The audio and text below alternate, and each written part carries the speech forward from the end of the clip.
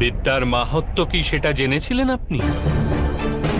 বিদ্যা প্রাপ্ত করে সমাজ কল্যাণের অভিপ্রায় কি ছিল আপনার হৃদয়ে, নাকি কেবল নিজের প্রতিশোধ গ্রহণের হেতু আপনি বিদ্যা প্রাপ্ত করেছিলেন? বাস্তবে বিদ্যা প্রাপ্ত করার জন্য শ্রমের আবশ্যকতা তো হয়ই না, কেবল একাগ্রতা আর সমর্পণই পর্যাপ্ত। জ্ঞান তো আত্মার সহজ গুণ, আর আপনি তো বুদ্ধিমান। আপনিই বলুন না, বিদ্যা গ্রহণ করার সময় মন একাগ্র কেন থাকে না?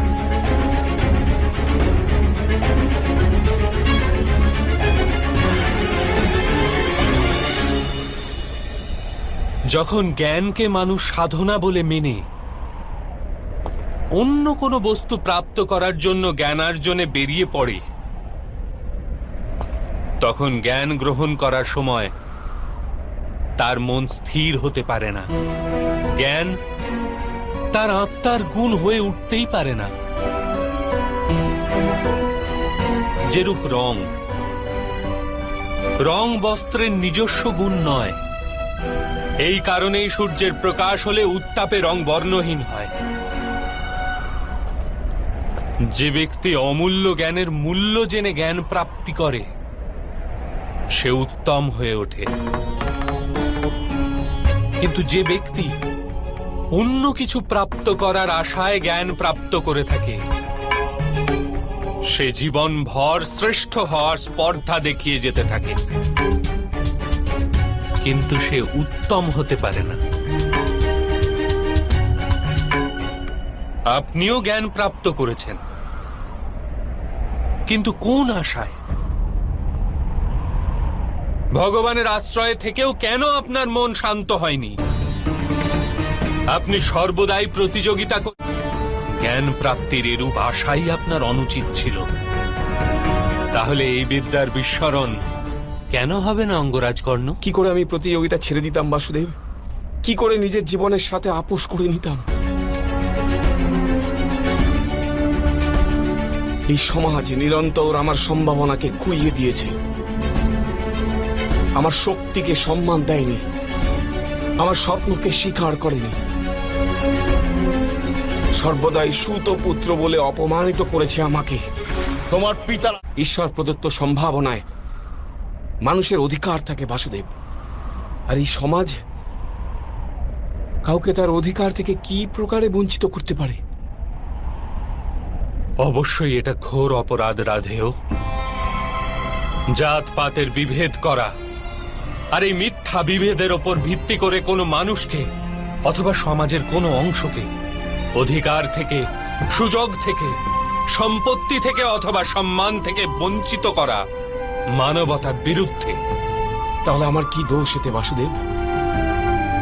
যদি আমার মনে অসন্তোষ জন্মায়, যদি আমি প্রতিযোগিতা করে থাকি, যদি আমি বলপূর্বক নিজের অধিকার লাভ করার প্রচেষ্টা করে থাকি, তাহলে কি দোষ আমার বাসুদেব? এক সময় ছিল অঙ্গরাজ, যখন কৃতবীর্যের পুত্র কার্তবীর্যার্জুন নামে এক ক্ষত্রিয় রাজা মহর্ষি যমদগ্নির হত্যা করেছিল। মহর্ষির পুত্র কি করেছিলেন জানেন আপনি?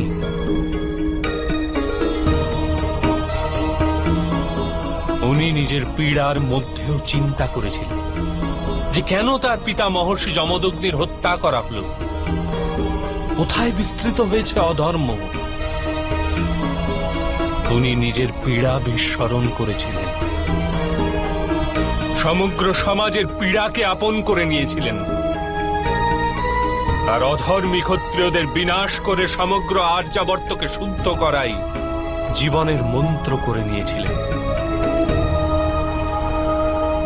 যদি উনি কেবল প্রতিশোধ নিয়ে সন্তুষ্ট থাকতেন, তবে আজ ভগবান পরশুরাম নামে অভিহিত হতেন না।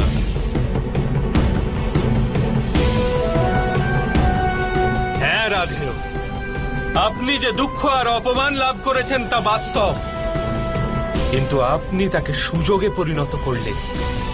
সমাজের উপকার হতো আর আপনারও কল্যাণ হতো। আপনার ন্যায় শক্তিমান মানুষের আধার যদি অন্য শোষিত ও পীড়িত লোকেদের প্রাপ্ত হতো, তাহলে কত জীবন সুখপূর্ণ হতো। আপনার নিকট সম্ভাবনাও ছিল, সামর্থ্যও ছিল, আর সেই পীড়ার অনুভূতিও ছিল। কিন্তু আপনি নিজের জীবন তাদের সমর্পণ করেননি। আপনি নিজের জীবন সমর্পণ করেছিলেন দুর্যোধনকে, যার পক্ষে কেবল অধর্ম আর কিচ্ছু না।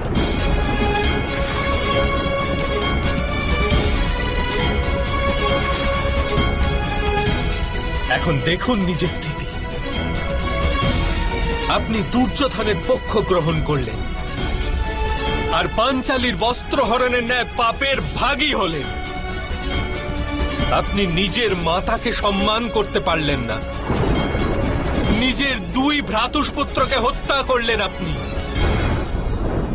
আর আজ নিজের ধর্ম হারিয়ে, নিজের বিদ্যা হারিয়ে, নিজের সন্তুষ্টি হারিয়ে নিজেরই অনুজের হস্তে মরবার জন্য প্রস্তুত হয়ে রয়েছেন।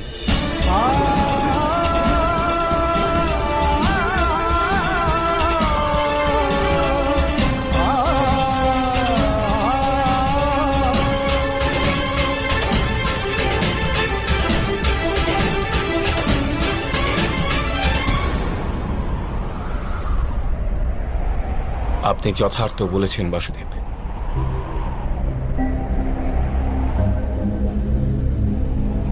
কিন্তু আমি মিত্র দুর্যোধনের উপকারকেও বিস্মরণ করতে পারবো না।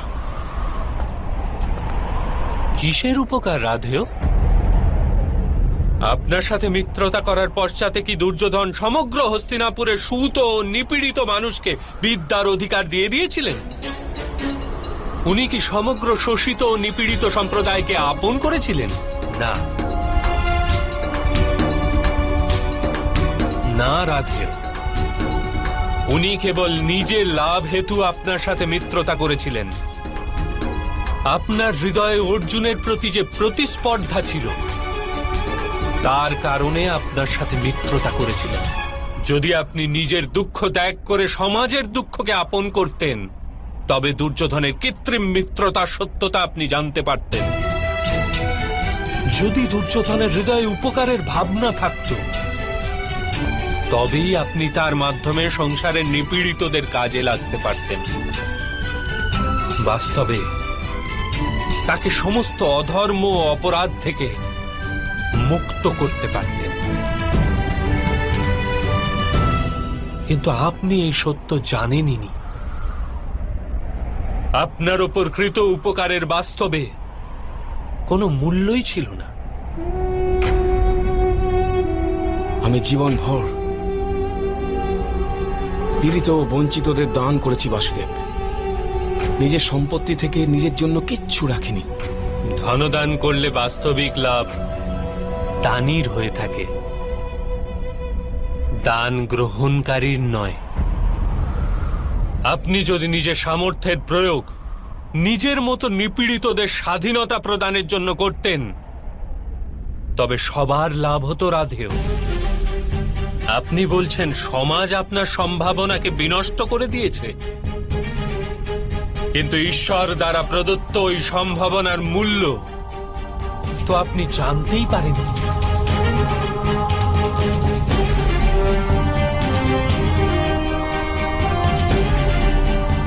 একটি সত্য জেনে রাখুন, যে ব্যক্তি সমাজের জন্য বেঁচে থাকে তার স্বয়ং নিজের লাভ হয়, কিন্তু যে ব্যক্তি কেবল নিজের জন্য বেঁচে থাকে সে স্বয়ং ও সমাজ দুজনেরই হানি করে থাকে। কুরুক্ষেত্রে আজ যে বিধ্বংস ঘটছে, তার কারণ না দুর্যোধন, না তো মামা শ্রী শকুনি। এই পাপ 3 মহারথী করেছেন: মহামহিম ভীষ্ম, গুরু দ্রোণ আর আপনি। রাধেয়।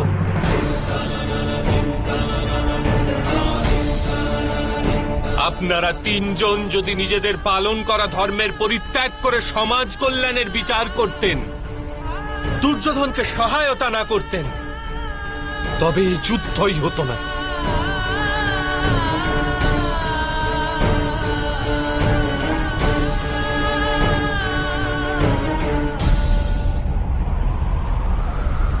আপনি যথার্থ বলেছেন বাসুদেব। এই সমাজের যত হানি অধর্মীদের দ্বারা না হয়ে থাকে, তার অধিক হানি ধর্মজ্ঞানী ব্যক্তিদের নিষ্ক্রিয়তার দ্বারা হয়ে থাকে। এ মহাযুদ্ধের পাপ শিরোধার্য করছি।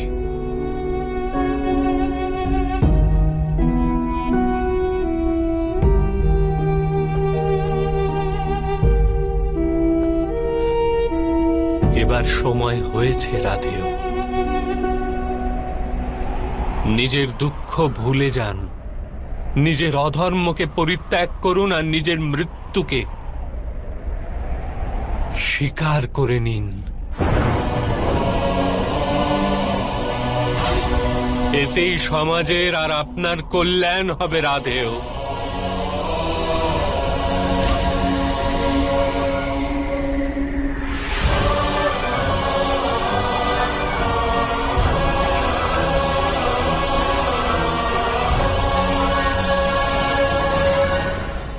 আমি মৃত্যুকেও স্বীকার করছি। আর্যাবর্তে তোমার চর্চা হচ্ছে, কিন্তু তা অপেক্ষা আমি অধিক প্রসন্ন হতাম যদি এই চর্চা গদা যুদ্ধে তোমার পারদর্শিতার কারণে হতো।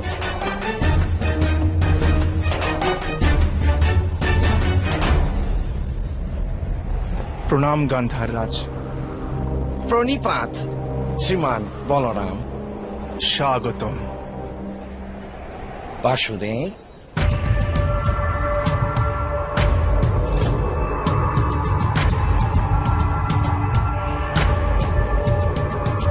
এসো।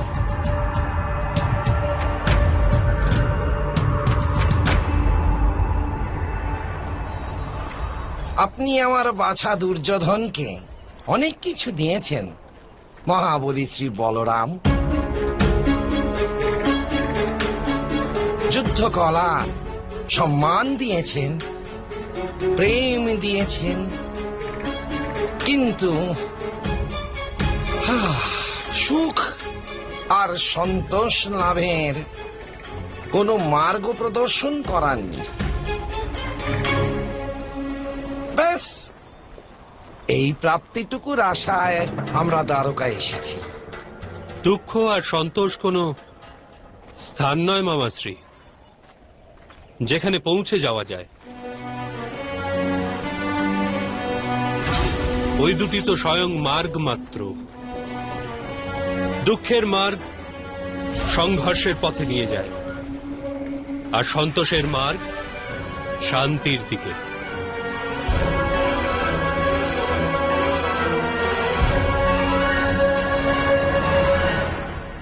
যুবরাজ কোথায় পৌঁছনোর ইচ্ছা রাখেন?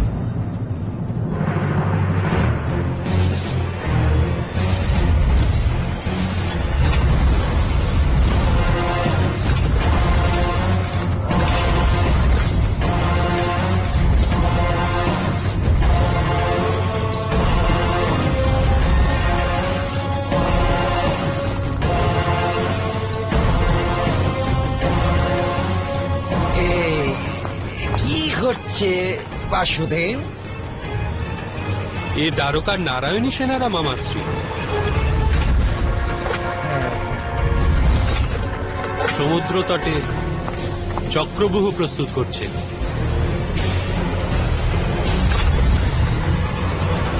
আর এই সময় আপনি ঠিক চক্র।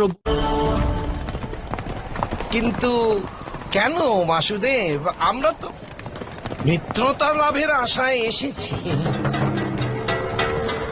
সংঘর্ষ হেতু আসিনি।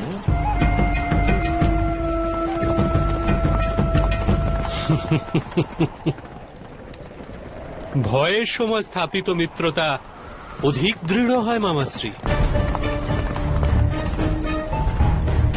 কিন্তু আপনার চিন্তার কোনো কারণ নেই, আপনার দৃঢ় মৈত্রীর কোনো আবশ্যকতা নেই,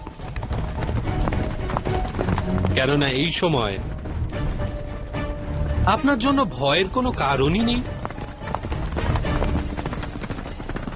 এ তো রাজ পরিবারের এক বালক চক্রব্যূহ ভেদ করার খেলা খেলছে মাত্র।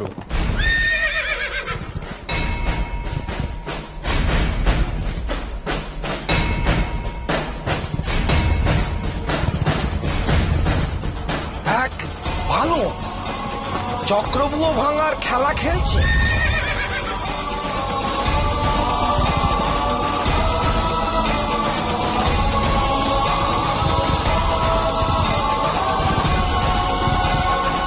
অর্জুন এবং সুভদ্রার পুত্র এ মামাশ্রী।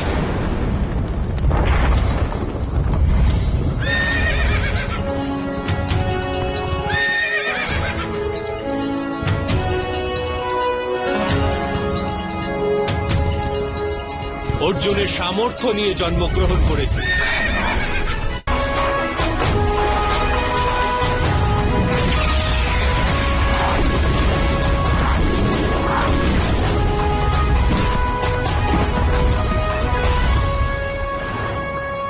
এই বয়সেই নারায়ণী সৈন্য দ্বারা প্রস্তুত চক্রব্যূহ ভেদ করে মধ্যভাগ অবধি পৌঁছে যায়।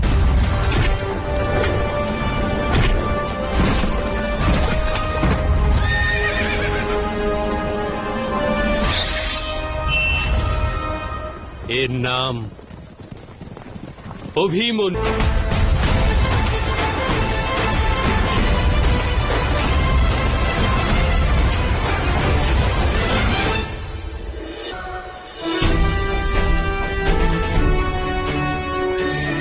কল্যাণ হোক। অদ্ভুত বৎস, অদ্ভুত।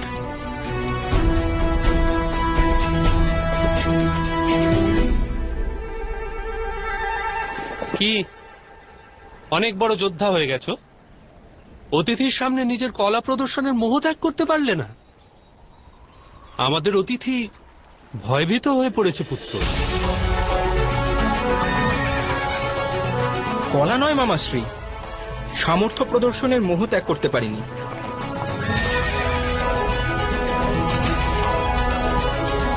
আর সামর্থ্য দেখে অতিথি নয়, শত্রু ভয়ভীত হয়ে যায়।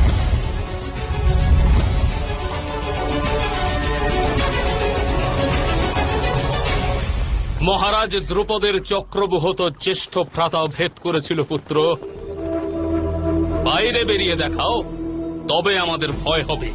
আমাকে তো সেটা আমার পিতাশ্রী শিখিয়েই দেবেন, কিন্তু তাতশ্রীকে কে শেখাবে? পুত্র অভিমন্যু, তোমার পিতার সঙ্গে কি কোনো সমর্থ যোদ্ধা নেই যে এত ছোট বালককে চক্রব্যূহর প্রশিক্ষণ নিতে হচ্ছে? আমি তো এই জ্ঞান নিজের মাতার গর্ভেই প্রাপ্ত করেছি। আর চক্রব্যূহ ভাঙার প্রসঙ্গে বলি, যুদ্ধের পূর্বে সমস্ত অস্ত্রকে ধার দিয়ে তীক্ষ্ণ করতে হয়, আর আমিও নিজের পিতাশ্রীর অস্ত্র স্বরূপ। তাতশ্রী দুর্যোধন